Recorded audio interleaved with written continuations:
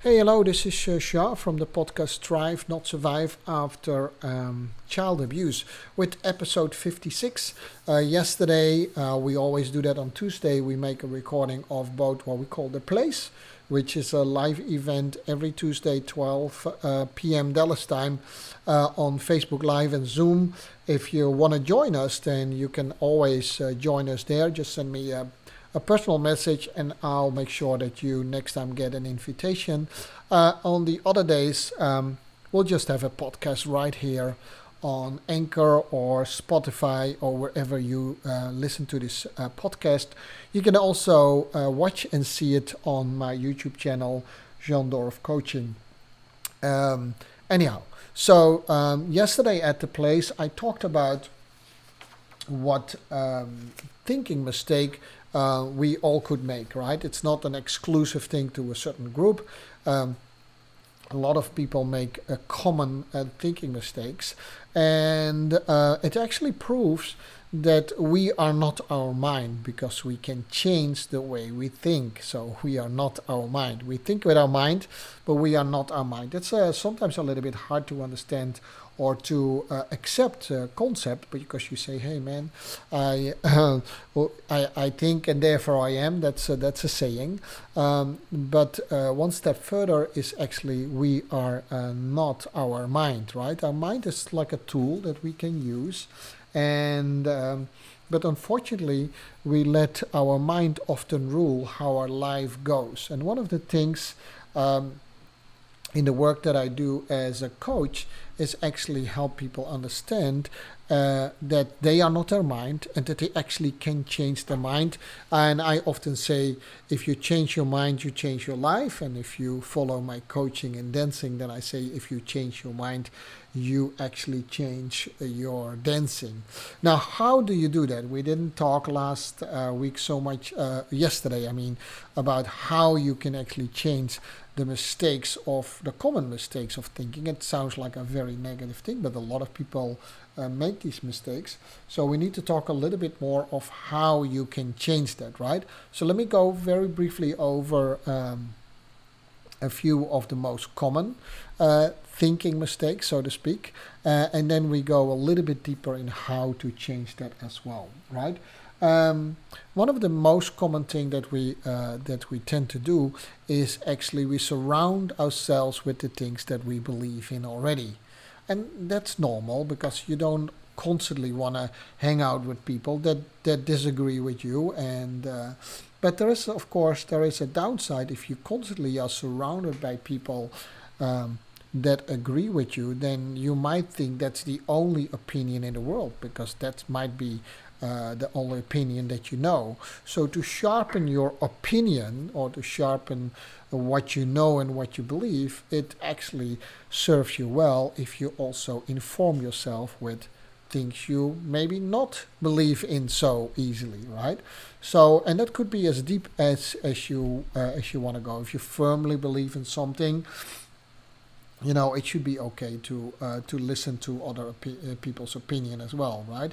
Now, in the U.S., we have only a two-party system if it comes to our political system. Okay, there are some independents, but independent parties as well, but they hardly have any bearing if it comes to the elections. So basically, you could say there's a two-party system, same as in the UK, by the way. But in many other countries, like in predominantly in Europe, we have a multi-party system, and therefore you hear way more opinion. Sometimes people say that's too much of a compromise model if you look at it from a political point of view, but that's not what this thing is about. Often what we do, if we live in a two-party system, that we only listen to what our own party people say and not so much about what the other people say, or we immediately have an opinion ready saying, hey, I'm a Republican, everything that the Democrats say is wrong, or hey, I'm a Democrat, everything that the Republicans say is wrong. And that's actually not, I believe, a way to inform yourself best.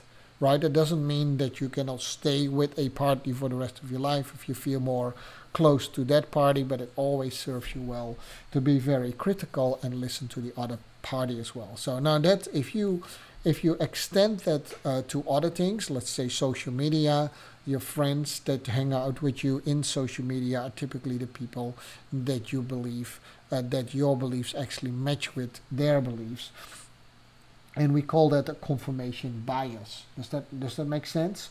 Um, that's one thing, and a couple of other things that I didn't address yesterday is we have a very selective way of using our memory, right? So we tend to believe the things that we can remember more sometimes than the facts, where we actually can prove that the memories that we have actually have a lot of holes. We just don't always we not always know what we don't know, and therefore we think that everything that we can remember has to be true.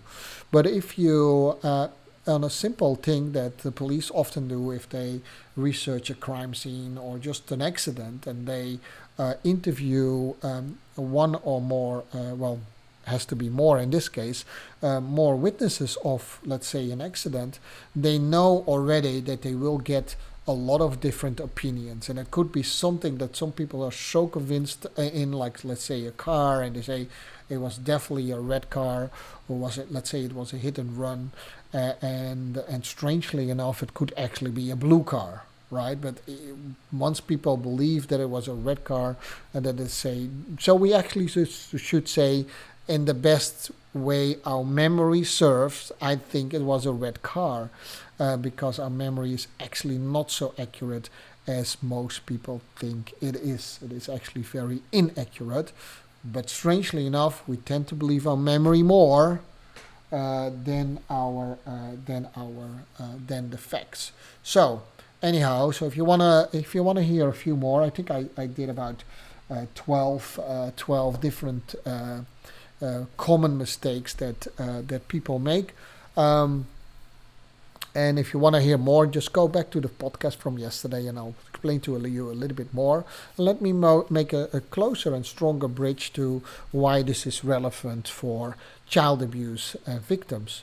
So, traumatic experience puts us in a certain mode, and that definitely makes us remember things slightly different than maybe the reality are. We tend to, and I'm not saying that we're wrong in it, I'm just saying that's what it is, right? It could even be so, and it's never been proven wrong, that you don't want to remember things at all, right? So let's look at it from the other side. So we don't want to remember things at all because our body and mind, we don't like so much pain, so we kind of want to go away from pain. And some memories are very painful, and hence we kind of block them out to protect ourselves. It could cause too much stress to remember all the things that we have been through in this thing. So that doesn't mean that it's not sitting somewhere in our memory, but it is very well possible that a lot of the details that you have been through, you just don't remember anymore. And let me give you an example. When I was writing my book, actually, a lot of the things that I apparently kind of forgot actually came up again and caused a lot of stress in me. So some of these common mistakes that we have are actually very easy to clarify why our brain works like that. Our brain is typically very lazy. We don't want to think. It doesn't want to work if it doesn't have to, because it uses a lot of energy, as I explained yesterday, to do some deep thinking, right? Sometimes we take a short way, and so going back to memory is a little bit shorter way than, checking the facts in this case. But same thing is with going through the same stress that you have been through is costs a lot more energy, is a lot more painful than just completely forget it, right? And that's why these things are there. But if we want to heal from trauma, and in this case child abuse trauma, I don't want to say we need to rip open all the wounds, right? But one of the things that I teach in my book Broken Silence is how we can start to tell our story. Like, I wrote my story down, and it goes in certain phases. And that's kind of how we can overcome that trauma, but we also actually correct a way of wrong thinking in our mind as well. So what are the typical wrong thinkings in a child abuse victim's mind is, we are alone in what happened to us. And we start to believe that, and we start to act upon that by, thinking that it doesn't happen a lot to people. Even if we see the numbers, then a lot of child abuse victims don't want to talk about because they think they're alone and they want to keep it that way, right? They want to keep it a secret. There's a lot of shame as well. So you can tell to someone, you don't have to be ashamed about it. But if you are, if you still run your thinking only through your emotion, shame is an emotion, then it's very hard to overcome that, right? So you have to approach that slightly differently. Same thing is with guilt. Due to the abuse, to the cleverness of the abuser, I have to say, a lot of child abuse victims, they feel very guilty of what has been done to them. Just by saying you don't have to feel guilty, it doesn't solve anything. So you have to go through a certain process to help child abuse victim to get rid of that feeling of guilt. Does that make sense? Often we just looked at the facts, it's in a different situation. You let a child abuse victim see a different situation and feel, would you feel guilty in that same feeling? And to get rid of those false beliefs, remember, we tend to surround ourselves with the beliefs that we have. So we have to get rid of the false beliefs, right? The right beliefs are good to keep, but the false belief you have to get away is a way to help people also away from that trauma. And the same thing counts for 80% of all child abuse victims will, in more or less, get a form of depression or anxiety. Depression or anxiety is very much linked to, let's say, a wrong way of thinking. I'm always trying to be a little bit careful to use these words like wrong and mistakes and stuff like that because it feels like a judgment. But it's also sometimes really hard to not say it in this way.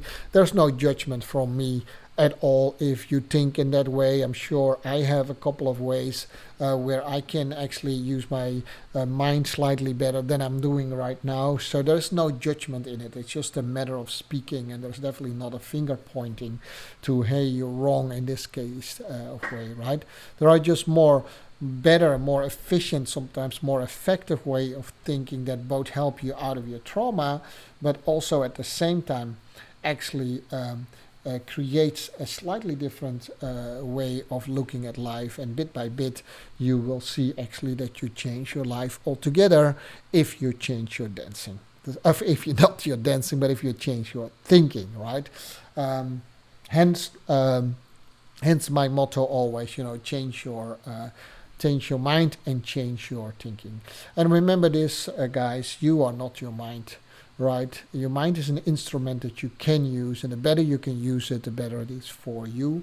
So if you just accept the way that you are thinking, then you actually identify yourself way too much with how your mind is working, and whether you approach it from a neuroplasticity point of view, your brain can still change no matter how old you are. But so from a psychological point of view, the way how you think, you can still change that, right? You don't need to have always chemicals to do that, right? You can actually do that through several techniques. One of them is just talk about it. It's not that complicated, right? Yes, there is meditation. Yes, there is mindfulness, all these kind of things. But sometimes that sounds like too complicated, right? It's just about, for instance, listen often to podcasts like this and other ones, people who give you very simple and clear tips how to approach things slightly different, right?